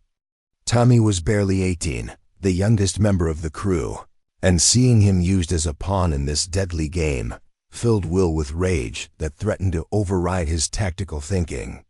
"Let the boy go," Will commanded, his voice tight with suppressed fury. "Your quarrel is with me, not with my employees." "My quarrel is with anyone who assists a thief in avoiding the consequences of her actions," Ray corrected pleasantly. "But I'm prepared to be merciful. Catherine comes with me willingly, and the boy lives to see his 19th birthday. Refuse, and he provides an object lesson in the cost of defying me." Sarah May's composure finally cracked as she realized innocent people were being hurt because of her problems. "Stop," she said, her voice breaking. "I'll come with you. Just don't hurt anyone else." "No," Will said firmly, his rifle never wavering from Ray's chest. "We don't negotiate with terrorists, and we don't abandon our own to save ourselves." Ray's laugh was genuinely delighted. "How wonderfully noble, Mr. Whitmore. But nobility is a luxury that most people can't afford when reality intrudes. You're about to learn the difference between romantic gestures and practical survival. The standoff might have continued indefinitely, but it was broken by an unexpected intervention. Mrs. Hanson's voice came crackling over Will's radio. BROADCAST on the frequency that all the ranch hands monitored. "This is Dorothy Hanson broadcasting on emergency frequency," she announced with the calm authority of someone who had faced crises before. "We have federal law enforcement en route to our location. ETA 15 minutes. All personnel should maintain current positions and avoid escalating the situation until authorities arrive." Ray's confident expression flickered with uncertainty for the first time since his arrival. "You're bluffing," he said, but his voice carried less conviction than before. "Mrs. Hanson doesn't bluff," Will replied grimly. "And she has contacts you don't know about. Her late husband was a federal marshal, and she's maintained friendships in law enforcement for 30 years. The revelation changed the tactical situation dramatically. Ray's operation depended on completing their objective and disappearing before official law enforcement could respond. The prospect of federal agents arriving while his men were still on the property introduced complications that even his extensive planning might not have anticipated. "Federal agents can be reasoned with," Ray said, but Will noticed his men had begun glancing toward their vehicles, calculating escape routes. "I have documentation proving Catherine is my legal wife, and I'm simply retrieving stolen property." "Property doesn't have constitutional rights," Sarah May said with growing confidence. "And federal agents will be very interested in your methods of retrieving me, especially when they see the evidence of what you've done to me over the years." For the first time, Ray appeared genuinely concerned about the situation. His political connections and business influence were formidable, but they required time and careful planning to deploy effectively. Facing immediate federal investigation with armed men and kidnapping charges would strain even his considerable resources. "Tommy," Will called to the young ranch hand, "when I give the signal, drop flat and stay down." "Sir?" Tommy replied, confusion evident in his voice. "Just trust me, son. When I say now, hit the dirt and don't get up until shooting stops." Ray's men had begun moving toward their vehicles, clearly preparing for rapid departure. But Ray himself seemed torn between retreat and the stubborn refusal to accept defeat that had driven his relentless pursuit of Sarah May. "This isn't over, Catherine," Ray said, his voice carrying the promise of future retribution. "You can hide behind federal agents and romantic cowboys for now, but I'll find another way. I always do." "Maybe," Sarah May replied, her voice stronger than it had been since his arrival. "But I won't be the same frightened girl you've been chasing. I have people who care about me now, people who won't let you hurt me again." Ray's expression hardened into something genuinely frightening. "We'll see about that." The sound of approaching helicopters in the distance punctuated his threat, growing louder with each passing second. Ray's men were now in full retreat mode, abandoning their tactical positions and moving toward their vehicles with the urgency of professionals who understood when an operation had been compromised. "Boss," one of Ray's men called urgently, "we need to go, now." Ray stood for a moment longer, his eyes locked on Sarah May with a hatred that promised this confrontation was only the beginning of a longer war. Then, with the fluid grace of a predator acknowledging temporary defeat, he turned and walked toward his car. "This conversation isn't finished," he called over his shoulder. "Enjoy your federal protection while it lasts, Catherine. It won't be permanent." As Ray's convoy disappeared down the ranch road in clouds of dust, Will and Sarah May remained standing in the yard, hardly daring to believe that the immediate crisis had passed. Tommy Martinez ran to them, his young face pale but determined. "Mr. Whitmore," Tommy said breathlessly, "are we really going to have federal agents here? Because I've never seen anything like those men, and I hope I never do again." Will nodded grimly, his arm slipping protectively around Sarah May's shoulders. Mrs. Hanson's husband really was a federal marshal, and she really does have contacts in law enforcement. But Tommy, this isn't over. That man will be back, and next time he'll be better prepared. Sarah May leaned into Will's embrace, feeling simultaneously safe and terrified. Ray's retreat had given them breathing room, but his parting words carried the weight of absolute certainty. He would return, and when he did, the protection that had saved them today might not be sufficient to stop him. The difficult choices they'd faced in the crisis had been resolved temporarily, but the consequences of those choices were only beginning to unfold. Ray Buckley was not a man who accepted defeat gracefully, and his resources extended far beyond what they'd seen today. The battle for Sarah May's freedom had been won, but the war for her future was just beginning. The federal agents arrived exactly when Mrs. Hanson had promised, descending from 3 helicopters that landed in the ranch's main pasture like mechanical birds of prey. Agent Rebecca Santos, a woman in her 40s with steel-gray hair and eyes that missed nothing, took charge of the scene with the calm efficiency of someone who had dealt with similar situations countless times before. "Mrs. Hanson," Agent Santos said warmly, embracing the older woman like an old friend. "When I got your call about Ray Buckley, I knew we'd finally have a chance to nail that bastard for something that would stick." Will raised an eyebrow at the familiarity between the two women. Mrs. Hanson had worked for his family for 20 years, but this was the first he'd learned about her connections to federal law enforcement. "Rebecca and my late husband worked together for 15 years, Mrs. Hanson explained, noting Will's confusion. "She was his partner when he was tracking cattle rustlers and bootleggers through Montana. I've been keeping her informed about certain suspicious activities that have crossed my attention over the years."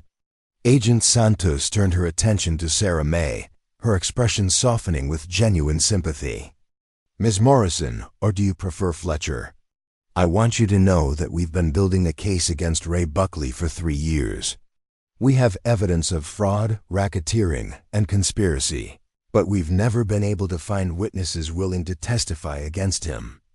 They're all too scared," Sarah May said quietly. "Ray has a way of making people disappear when they become inconvenient." "Not anymore," Agent Santos replied firmly. "We have a federal witness protection program, and we have enough evidence to put Buckley away for life if we can get testimony from his victims. You wouldn't have to face this alone." The offer of witness protection represented both salvation and exile. Sarah May would be safe from Ray's retribution, but she would also have to abandon the life she'd built at the ranch, the community that had accepted her, and the man she'd fallen in love with. Federal protection meant a new identity, a new location, and the permanent severing of all connections to her current existence. "How long would I have to stay hidden?" Sarah May asked, though she suspected she already knew the answer. "With someone like Buckley, probably permanently," Agent Santos admitted. "He has resources and connections that extend across multiple states. Even if we convict him, he has associates who might continue pursuing you out of loyalty or fear." Will felt his heart sinking as he understood the implications. Protecting Sarah May meant losing her forever. The federal witness protection program would give her safety, but at the cost of their relationship and her connection to the ranch that had become her home. "There has to be another way," Will said desperately. "Some option that doesn't require her to disappear forever." Agent Santos studied Will's face, recognizing the pain behind his words. "Mr. Whitmore, I understand your feelings, but Ray Buckley isn't going to simply give up and disappear. Today's confrontation will only make him more determined to reclaim what he considers his property. The next time he comes, he'll be better prepared." The discussion was interrupted by the arrival of a black sedan that approached the ranch at high speed, kicking up dust clouds that announced urgent news. Agent Santos's radio crackled to life as her team reported the vehicle's approach. "Agent Santos," came a voice through static, We have Sheriff Morrison incoming with news about the Buckley situation. Sheriff Ben Morrison, no relation to Sarah May, despite sharing the surname she'd adopted, emerged from the sedan with the grim expression of a man bearing bad news. He'd served as county sheriff for 12 years and had developed a reputation for straight dealing and personal courage that made him respected throughout the region. "Rebecca," Sheriff Morrison said, nodding to Agent Santos, "I'm afraid the situation just got more complicated. We found Ray Buckley's convoy about 30 miles south of here, pulled over at the old truck stop on Highway 89. Arrested them?" Will asked hopefully. Sheriff Morrison shook his head grimly. "That's the problem. Buckley was on the phone with someone my deputies approached. Turns out he's got a federal judge in his pocket, Judge Harrison Williams out of the district court in Helena. Williams issued an emergency order granting Buckley temporary custody of his mentally unstable wife, pending a competency hearing." The news hit like a physical blow. Ray had anticipated the possibility of federal intervention and had prepared legal countermeasures that could override even Agent Santos's authority. A federal judge's order would give him legal cover to forcibly retrieve Sarah May, transforming kidnapping into legal custody enforcement. "Williams is dirty," Agent Santos said angrily. "We've suspected it for years, but we've never been able to prove it. Buckley must have something on him." "Dirty or not, his orders carry federal weight," Sheriff Morrison replied. "Unless we can prove the marriage was fraudulent or obtain evidence of abuse that rises to federal crime levels, my hands are tied." Sarah May felt the walls closing in around her again, the same trapped sensation that had defined her years with Ray. Even when she'd found safety and love, his influence could reach her through corrupted legal systems and purchased officials. "There's something else," Sheriff Morrison continued reluctantly. "Buckley's not just coming back, he's bringing a team of private investigators, licensed by the state of Wyoming to apprehend fugitives. Technically legal, but they'll be operating under color of law." The revelation meant that Ray's next approach would be completely different. Instead of armed thugs operating outside the law, he would return with legal authority and official sanction. Resisting would make Will and anyone helping Sarah May criminals in the eyes of the law. Will felt rage building inside him, the same fury that had driven his grandfather to fight Apache raiders and his father to stand against bootleggers. But this was a different kind of enemy, one that fought with legal documents and corrupt officials rather than guns and direct confrontation. "Judge Williams is scheduled to hear Buckley's petition tomorrow morning in Helena," Sheriff Morrison added. "If he grants permanent custody orders, there won't be anything any of us can do to stop him." Agent Santos's radio crackled again, and her expression grew even more serious as she listened to the transmission. "We just intercepted communications from Buckley's convoy. He's not waiting for tomorrow's hearing. He's planning to return tonight with his legal team and force the issue." The news transformed their temporary victory into an imminent defeat. Ray was returning with legal authority that would make resistance impossible and protection ineffective. Sarah May would be taken regardless of anyone's wishes, and there would be no recourse through official channels. But it was Mrs. Hanson who provided the solution that no one had anticipated. "There is one option," she said quietly, her voice carrying the weight of carefully considered decision. "Sarah May, dear, what if you weren't Catherine Morrison anymore? What if that identity simply ... ceased to exist?" Will looked at the older woman with confusion, but Agent Santos's eyes lit up with understanding. "A legal death certificate," Agent Santos said slowly. "If Catherine Morrison officially died, Ray Buckley's custody orders would become meaningless. There would be no wife to reclaim, no legal standing to pursue." "But how?"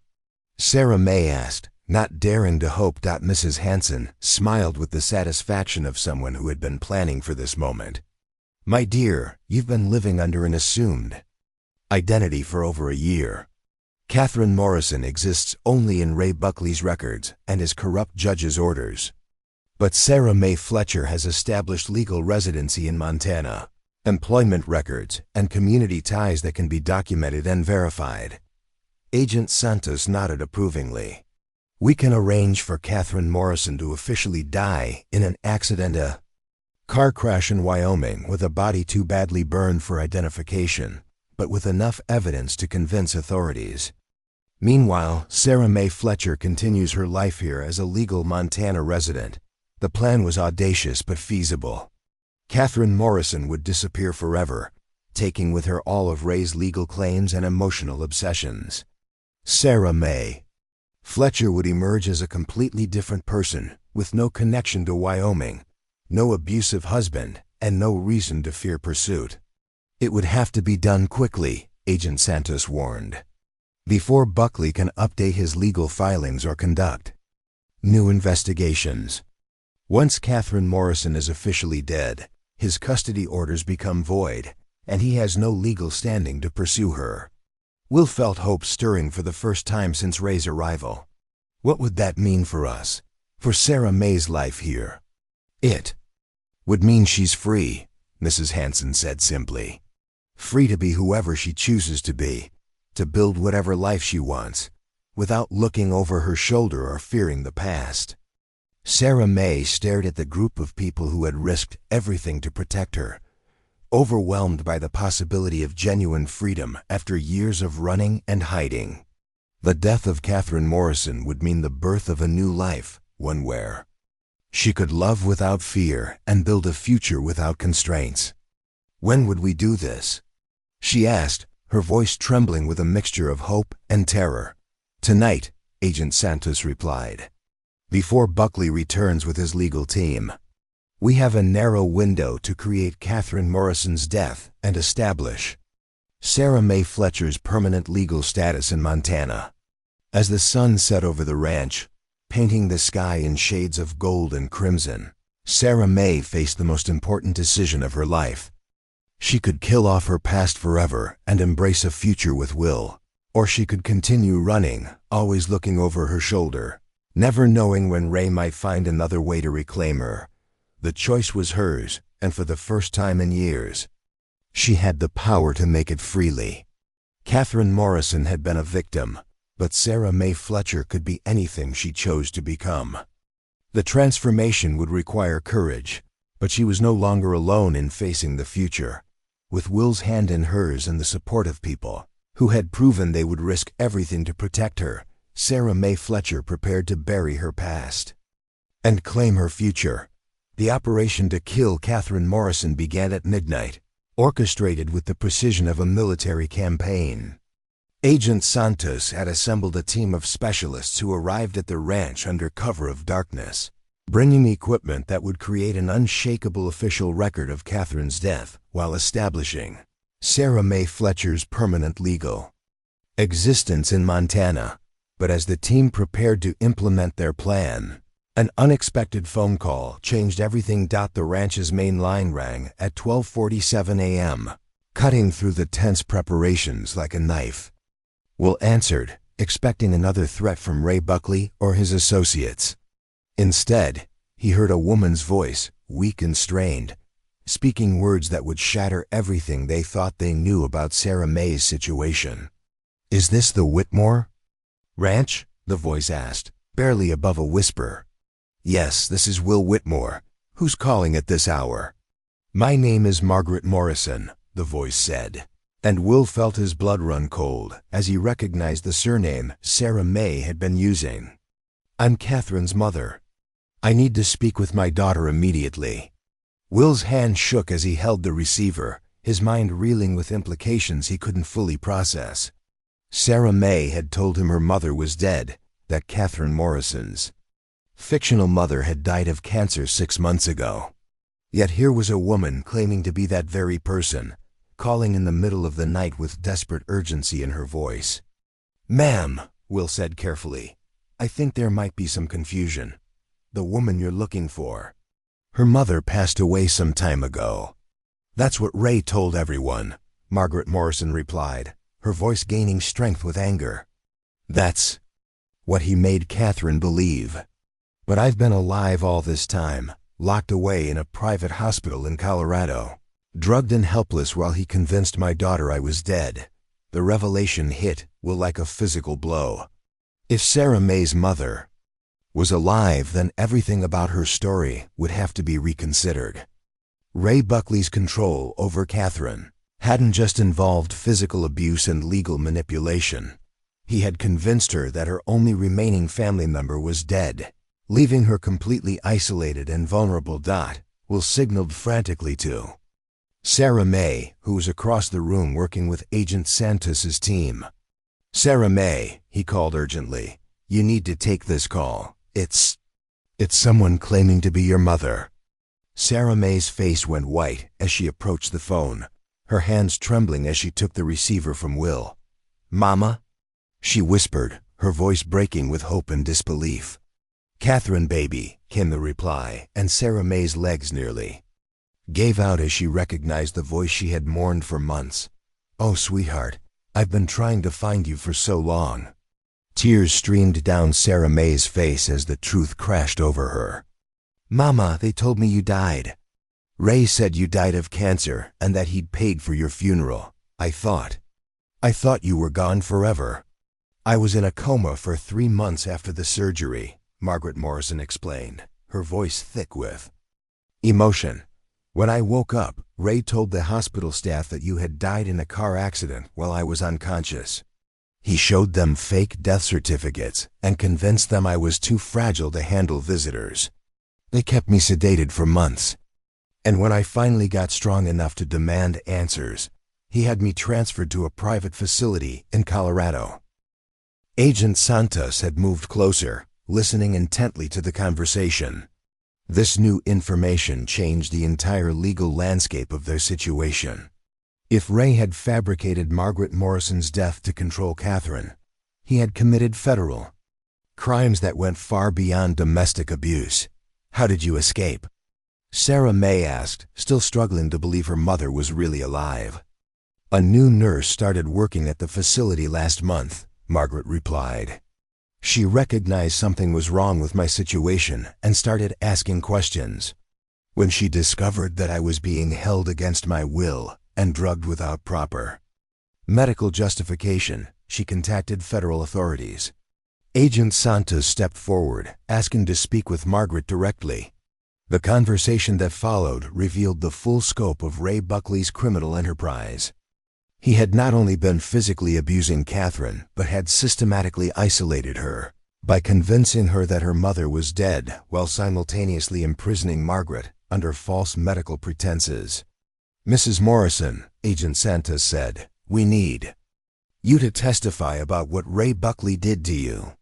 With your testimony combined with Catherine's account of abuse, we can build a federal case that will put him away for life." "I'll testify," Margaret replied without hesitation. "But first, I need to see my daughter. I need to hold my child and tell her how sorry I am that I couldn't protect her from that monster." The reunion that Agent Santos arranged took place 3 hours later at a secure location near Helena. Sarah May had barely slept during the intervening time, her mind reeling between joy at her mother's survival and rage, Ray's elaborate deception. Will stayed by her side, providing steady support as she processed emotions that threatened to overwhelm her when Margaret Morrison walked into the safe house, supported by a federal agent, but walking under her own power. Sarah May broke down completely. The woman she had mourned was thinner than she remembered, her hair now completely gray, and her movements showed the effects of months of forced sedation.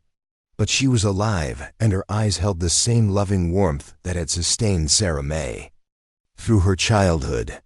"My baby," Margaret whispered as she embraced her daughter. "I'm so sorry. I'm so sorry I couldn't stop him from hurting you." Mother and daughter held each other for long minutes, both crying with relief and anguish. Will watched from across the room, his own eyes damp with emotion as he witnessed the reunion he had never dared hope might be possible. But Margaret Morrison had more revelations that would shake the foundation of everything they thought they knew about Ray Buckley and his motivations for pursuing Catherine so relentlessly. "Catherine," Margaret said when they finally separated, "there's something else you need to know. Something Ray never told you about why he wanted to marry you so desperately." Sarah May wiped her eyes, preparing herself for yet another shock. "What do you mean?" Margaret reached into her purse and withdrew a legal document that she handed to her daughter with trembling fingers. "Your father didn't die in an industrial accident when you were a baby. He was murdered by Ray Buckley 25 years ago." The silence that followed was deafening. Sarah May stared at the document, an investigative report compiled by a private detective trying to process information that rewrote her entire understanding of her own history. "Your father, Thomas Morrison, discovered that Ray was embezzling money from the ranch where they both worked," Margaret continued, her voice steady despite the magnitude of what she was revealing. "When Thomas threatened to expose him, Ray arranged an accident that killed your father and made it look like equipment failure." Agent Santos took the document, scanning it quickly. "This is incredible evidence, but why didn't you come forward 25 years ago?" "Because I was young, alone, and terrified," Margaret replied. "Ray made it clear that if I ever accused him of murder, I would meet the same fate as Thomas. So I ran and I hid, and I tried to raise Catherine somewhere safe. But he found us." "Eventually," Sarah May said, understanding beginning to dawn. "That's why he was so determined to marry me. It wasn't just about control, it was about making sure the one person who might someday discover his secret was completely under his power." Margaret nodded grimly. "When you grew up and started asking questions about your father, Ray panicked. He needed to control you completely to ensure you never learned the truth about Thomas's death." The revelation transformed their understanding of Ray's motivations completely. His pursuit of Catherine wasn't just about possessive control, it was about preventing the exposure of a murder he had committed decades ago. Sarah May represented an existential threat to his freedom and reputation, which explained his willingness to commit federal crimes and corrupt officials to reclaim her. "This changes everything," Agent Santos said with grim satisfaction. "Murder doesn't have a statute of limitations, and this evidence gives us grounds for a federal investigation that Ray's political connections won't be able to stop." Will felt a surge of hope as he realized the implications. Instead of requiring Sarah May to disappear forever, they now had evidence that could put Ray away permanently while allowing her to reclaim her real identity and her life. "What happens now?" Sarah May asked, still overwhelmed by the rapid succession of revelations. "Now we build a case that will ensure Ray Buckley never hurts anyone again," Agent Santos replied. "And you get your life back, your real life, with your real name and your real family." But even as hope bloomed in Sarah May's heart, she understood that the most dangerous phase of their confrontation with Ray was just beginning.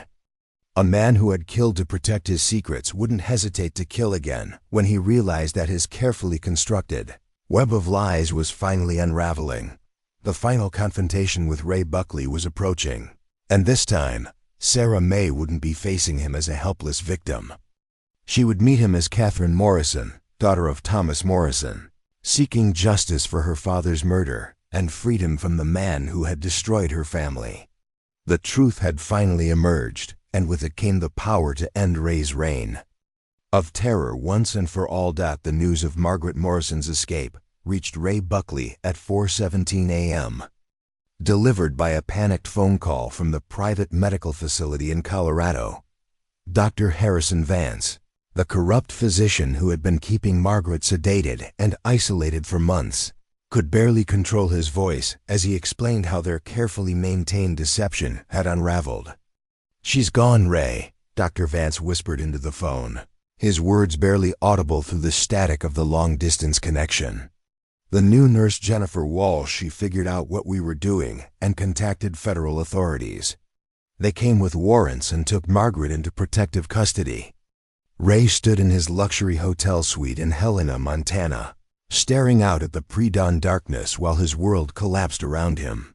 For 25 years, he had maintained perfect control over every aspect of his criminal empire. But now the foundation of that control was cracking like ice in spring. What did Margaret tell them? Ray asked, his voice carrying the cold menace that had terrorized subordinates for decades. Everything, Dr. Vance replied miserably. The false medical records, the forged death certificates, the illegal detention. She told them about Thomas Morrison's murder. Ray, they know everything. Ray's hand clenched around the phone receiver hard enough to crack the plastic. Margaret Morrison's testimony would destroy him completely, unraveling not just his pursuit of Catherine, but the original crime that had launched his criminal career 25 years ago. Where is she now? Ray demanded. Federal protective custody. They moved her to an undisclosed location after she gave her initial statement. Ray, we're finished. They have enough evidence to.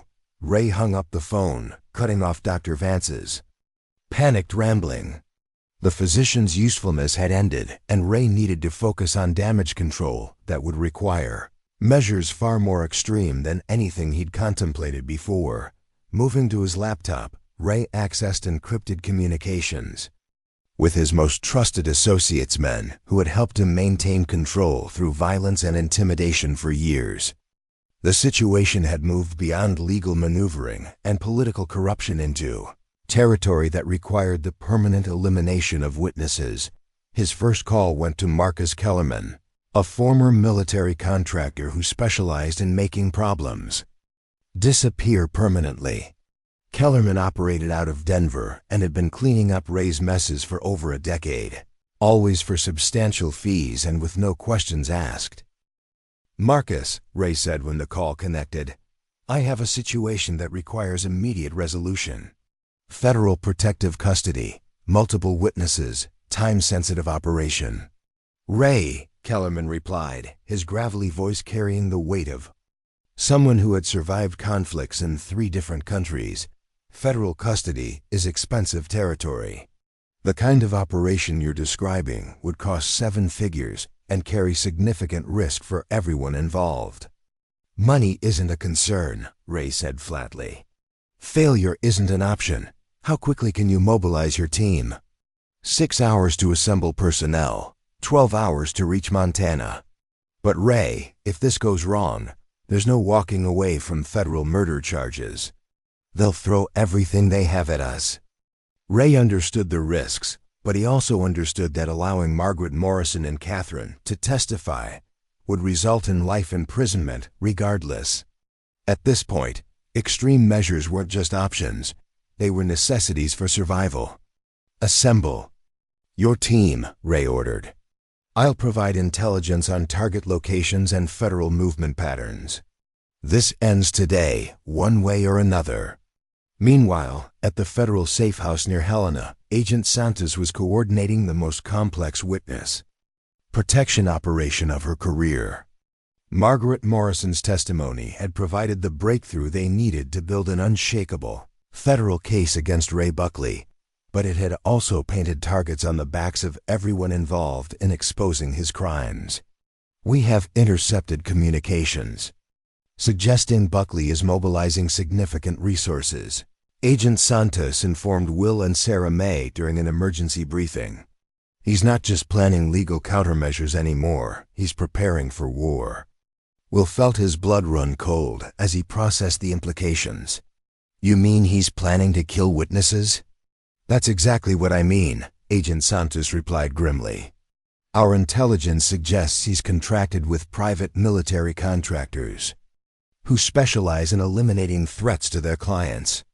These aren't the local thugs he brought to your ranch. These are professionals who've operated in war zones. Sarah May, who had reclaimed her birth name of Catherine Morrison after her mother's return, felt familiar terror rising in her chest. Even surrounded by federal protection, Ray's reach seemed limitless, his willingness to escalate violence boundless. What can we do? Catherine asked, her voice steady despite the fear coursing through her. We accelerate our timeline, Agent Santos replied. Instead of building a leisurely case over months, we moved to arrest Buckley immediately based on your mother's testimony and the evidence she provided about your father's murder. The plan Agent Santos outlined was aggressive and risky. Federal agents would move simultaneously to arrest Ray Buckley, Dr. Vance, Judge Williams, and several other conspirators who had enabled Ray's criminal enterprise. The coordinated operation would happen at dawn, designed to prevent Ray from implementing whatever violent solution he was planning. But Catherine had a different proposal, one that made Will's heart race with apprehension and Agent Santos frown. With professional concern, what if we let him come to us? Catherine suggested quietly. What if we use me as bait to draw him into a trap where you can arrest him with overwhelming evidence of attempted murder? Absolutely not, Will said immediately. I won't let you put yourself at risk like that. It's not your choice to make. Catherine replied firmly, and Will heard in her voice the strength that had carried her through years of abuse and months of hiding. Ray will keep coming until he's stopped permanently. Running and hiding just delays the inevitable. Agent Santos studied Catherine's face, recognizing the determination of someone who had finally decided to stop being a victim and start fighting back. What exactly are you proposing? Ray wants me back because I'm the key to exposing his original crime, Catherine explained. But what if I voluntarily return to him, wearing a wire and accompanied by backup you could position nearby? If he admits to murdering my father or threatening to kill witnesses, you'd have him on federal charges that no corrupt judge could dismiss. The plan was dangerous but had potential advantages that more conventional approaches lacked. Ray's arrogance and need to control Catherine might lead him to reveal incriminating information if he believed he had successfully recaptured her. The risk is enormous, Agent Santos warned. If something goes wrong, if our backup is compromised, or our communications fail, you could end up dead before we can intervene. I could end up dead anyway, Catherine replied pragmatically. At least this way, I have some control over the situation. Will struggled with emotions that warred between admiration for Catherine's courage and terror at the thought of losing her just when they'd found each other. There has to be another way. Some option that doesn't require you to walk back into his hands. Will, Catherine said gently, taking his hands in hers, I've been running from Ray Buckley for 3 years. I've been afraid of him for longer than that. But I'm not the same frightened girl who fled Wyoming. I'm stronger now, and I have people who care about me. It's time to end this. The decision to proceed with Catherine's plan was made after hours of detailed planning and risk assessment. Agent Santos assembled a team of her most experienced agents, equipped with the latest surveillance technology and positioned to provide immediate response if the operation went wrong. Ray's response to Catherine's offer to surrender came with suspicious speed, as if he had been anticipating such a development. He agreed to meet at an abandoned ranch house 20 miles outside Helena, a location that provided tactical advantages for both sides while minimizing risk to innocent bystanders. Catherine, Ray said when she called to arrange the meeting, his voice carrying the satisfaction of a predator who believed his prey was finally returning to the trap. I knew you'd eventually see reason. Mother's influence always was stronger than your temporary rebellions. I want guarantees that no one else will be hurt, Catherine said, following the script Agent Santos had prepared. Will Whitmore and the people at his ranch have nothing to do with our business. Of course, darling, Ray replied smoothly. Once you're home where you belong, I have no interest in pursuing meaningless revenge against temporary acquaintances. But Catherine could hear the lie in his voice, the same false reassurance she'd learned to recognize during their years together. Ray had no intention of letting anyone who had helped her escape him survive to potentially cause future problems. The meeting was scheduled for sunset, giving Agent Santos's team time to position surveillance equipment and backup personnel around the abandoned ranch. As the day progressed, Intelligence reports indicated that Ray was indeed bringing significant firepower to the confrontation, more than would be necessary for simply reclaiming his wife. He's planning to eliminate witnesses, Agent Santos informed her team during the final briefing. Catherine's surrender is just an excuse to draw everyone involved into a killing ground where he can eliminate all the threats to his security simultaneously. Will insisted on being part of the backup team, despite Agent Santos's objections about civilians in a federal operation. She's risking her life to end this, he argued. I won't sit safely somewhere else while the woman I love faces that monster alone. As the sun began its descent toward the Montana horizon, Catherine Morrison prepared to face the man who had murdered her father, imprisoned her mother, and terrorized her for years. But this time, she wouldn't be facing him as a victim. She would meet Ray Buckley as an instrument of justice, carrying with her the hopes of everyone he had ever hurt and the determination to ensure he could never hurt anyone again.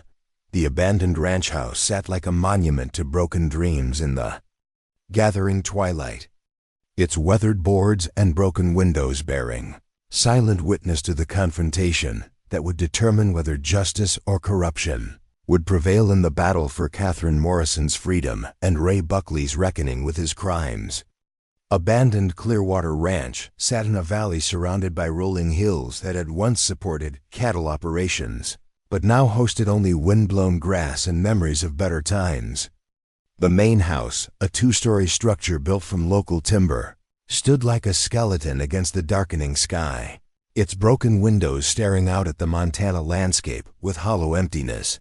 Catherine Morrison arrived at exactly 6:30 p.m., driving alone in a rental car as Ray had demanded. Hidden beneath her jacket was a wire transmitter so sophisticated that Agent Santos's team could monitor not just her voice, but her heartbeat and stress levels. Positioned throughout the hills surrounding the ranch were 12 federal agents, each equipped with sniper rifles and night vision equipment that would allow them to respond instantly if the situation deteriorated. Will Whitmore crouched behind an overturned water trough 200 yards from the house, his grandfather's Winchester rifle loaded and ready despite Agent Santos's orders to remain a passive observer. He watched through binoculars as Catherine walked steadily toward the front door, her posture showing none of the fear that he knew must be consuming her. Ray Buckley emerged from the shadows of the front porch like a specter materializing from darkness. Even at this distance, Will could see the predatory satisfaction in his movements, the confidence of a man who believed he had finally cornered his prey after a long and frustrating chase. "Catherine," Ray called, his voice carrying clearly across the still evening air. "You look well, considering the stress you've put yourself through with this foolish rebellion." "Hello, Ray," Catherine replied, her voice steady and controlled. "I'm here as promised. Now let's discuss terms." Ray's laugh was cold and calculating. "Terms? My dear, you seem to have misunderstood the nature of this reunion. You don't negotiate terms with me. You accept the consequences of your actions and return to your proper place." Through her wire, Agent Santos and her team could hear every word, recording evidence that would support additional charges against Ray. But Catherine needed him to reveal more specific information about his crimes, particularly his role in her father's murder and his current plans for eliminating witnesses. "I know about my father," Catherine said, her voice carrying new strength. "I know you killed Thomas Morrison to cover up your embezzlement, and I know you've spent 25 years building your criminal empire on the foundation of his murder." For the first time since Catherine had known him, Ray looked genuinely surprised.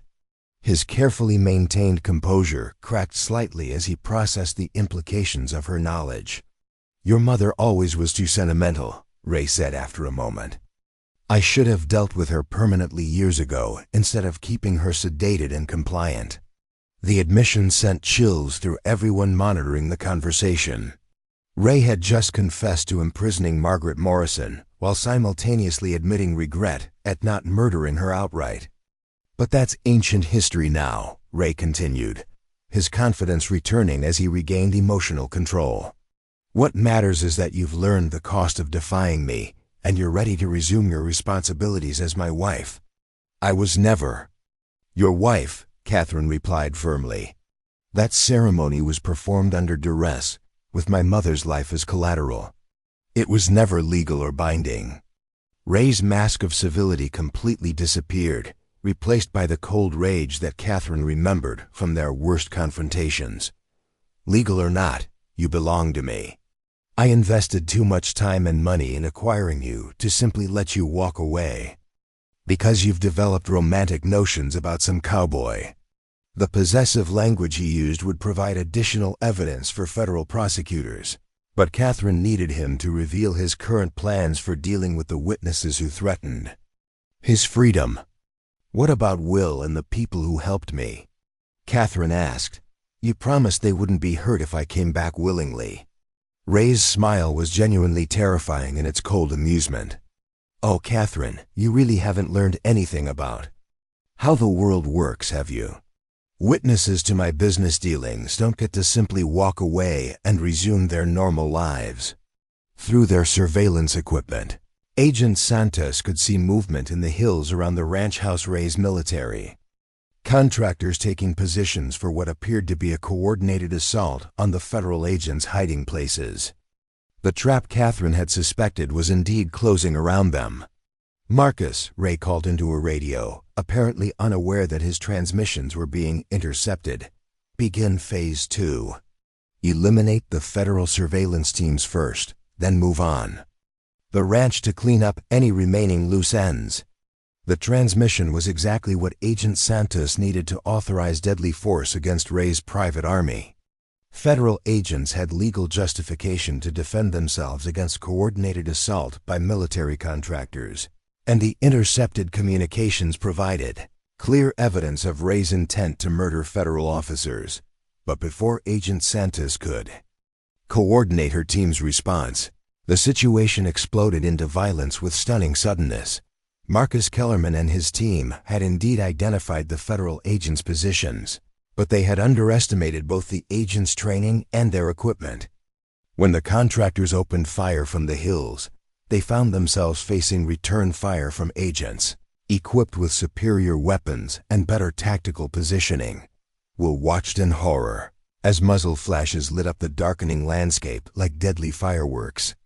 The sound of automatic weapons fire echoed across the valley, and he could see Catherine diving for cover behind an overturned table on the ranch house porch while Ray drew a pistol and advanced on her position. Without thinking, Will broke from his concealment and sprinted toward the house, his grandfather's rifle clutched in his hands and his heart pounding with the certainty that Catherine was about to die unless he intervened immediately. Catherine! He shouted as he ran, drawing Ray's attention away from his intended victim. Ray spun toward the sound of Will's voice, his pistol tracking toward this new threat. But Catherine, no longer the helpless victim she had once been, seized the moment of distraction to act. Rolling behind the overturned table, she grabbed a piece of broken lumber and swung it with all her strength at Ray's gun hand. The impact sent Ray's pistol flying into the darkness while he howled with pain and rage. You ungrateful bitch! He snarled, lunging toward Catherine with his hands extended like claws. Will reached the porch just as Ray tackled Catherine, and without hesitation, he brought the butt of his rifle down on Ray's skull with enough force to drop him unconscious to the weathered boards. The gunfire in the hills was beginning to subside as Agent Santos's team systematically eliminated or captured Ray's military contractors. Superior training and equipment had given the federal agents decisive advantages in the firefight, and Marcus Kellerman's mercenaries found themselves outgunned and surrounded. Catherine, Will said urgently, helping her to her feet and checking for injuries. Are you hurt? I'm fine, Catherine replied, though she was shaking with adrenaline and emotion. Is it over?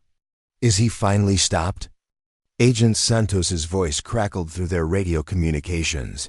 Primary target secured. All hostile contractors neutralized or in custody. Operation successful. Ray Buckley regained consciousness in federal custody, his hands cuffed behind, his back and his future measured in decades of federal prison time. The evidence Catherine had helped gather, combined with her mother's testimony and the intercepted communications about murdering federal agents, provided prosecutors with enough charges to ensure Ray would never again threaten anyone. The trials that followed made national headlines, exposing a web of corruption that reached into state and federal government, while revealing the full scope of Ray's criminal enterprise. Judge Harrison Williams was arrested and convicted on federal corruption charges. Dr. Vance received a 20-year sentence for his role in Margaret Morrison's illegal imprisonment. And Ray Buckley himself was sentenced to life in federal prison without possibility of parole. But the real victory wasn't in the courtroom, it was in the life that Catherine Morrison built in the aftermath of her ordeal. 6 months after Ray's arrest, Catherine and Will were married in a ceremony held on the Whitmore Ranch, surrounded by the people who had risked everything to protect her. Margaret Morrison walked her daughter down the aisle, tears of joy streaming down her face as she watched Catherine claim the happiness that had seemed impossible during those dark years of captivity and fear. Mrs. Hanson served as Catherine's matron of honor, her practical wisdom having proved instrumental in orchestrating Catherine's rescue and Ray's downfall. Agent Santos attended as an honored guest, having developed a deep friendship with the family whose courage had helped her achieve one of the most significant victories of her career. The ranch itself was transformed by Catherine's presence from a successful business operation into a genuine home filled with love and laughter. Catherine continued cooking for the crew, but now she did so as the ranch owner's wife rather than a frightened refugee seeking shelter.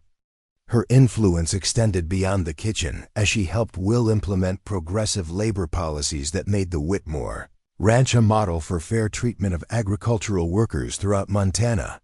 Margaret Morrison moved to a small house on the Fayonne Ranch property, finally able to spend time with the daughter she had thought lost forever. The years of separation and trauma had left scars on both women, but they worked together to heal the wounds that Ray's crimes had inflicted on their family. Tommy Martinez, the young ranch hand who had been threatened during Ray's assault on the ranch, received a scholarship that Catherine and Will established for the children of agricultural workers seeking higher education. The scholarship became a lasting legacy that helped dozens of young people escape the cycle of poverty that often trapped ranch families. As the years passed, Catherine gave birth to 3 children, who grew up surrounded by the love and security that she had been denied during her own childhood. She told them stories about their grandfather Thomas Morrison, ensuring that his memory lived on and that his sacrifice in standing up to corruption was never forgotten. The abandoned Clearwater Ranch where Catherine had faced Ray for the final time was purchased by Will and Catherine and transformed into a retreat center for women escaping domestic violence. The building, where such darkness had nearly triumphed, became a beacon of hope for women seeking safety and new beginnings. Agent Santos remained a close family friend, visiting regularly and serving as unofficial godmother to Catherine and Will's children. Her success in the Buckley case led to promotions and assignments targeting other criminal enterprises that preyed on vulnerable women, and she often credited Catherine's courage as inspiration for her continued work in law enforcement. Catherine never forgot the bruises that had marked her arrival at the ranch or the fear that had driven her to seek refuge in Montana's remote valleys. But she learned that survival wasn't just about escaping danger. It was about transforming pain into purpose, using experience to help others, and building something beautiful from the ashes of trauma. The woman who had once introduced herself as Sarah Mae Fletcher, a frightened cook carrying secrets too dangerous to share, had become Catherine Morrison Whitmore, a pillar of her community whose story inspired others to believe that no situation was hopeless, no enemy too powerful to defeat, and no dream too damaged to rebuild. On quiet evenings, when the work was done and the children were asleep, Catherine and Will would sit on their porch watching the sun set over the Montana landscape that had given them both sanctuary and love. The mountains that had once seemed like barriers protecting them from the world now looked like guardians watching over the life they had built together. "Do you ever regret it?" Will would sometimes ask. Staying and fighting instead of disappearing. Into witness protection? Catherine would take his hand, feeling the strength and safety that his presence had brought to her life. "Never," she would reply. "Running taught me to survive, but staying taught me to live." And in the kitchen where their love had first bloomed over morning coffee and quiet conversations, a new generation of ranch hands gathered each day for meals, prepared with the same care and skill that had once hidden a broken woman's determination to heal. The legacy of courage and compassion that Catherine had built would continue long after her story became family legend, inspiring others to believe that love could indeed conquer hate, that justice could triumph over corruption, and that even the most damaged hearts could learn to trust again. The lonely rancher had found his partner. The frightened cook had discovered her strength. And together, they had proven that some stories really do end with the triumph of good over evil, love over fear, and hope over despair. Up next, you've got two more standout stories right on your screen. If this one hit the mark, you won't want to pass these up. Just click and check them out. And don't forget to like, subscribe, and turn on the notification bell so you don't miss any upload from us.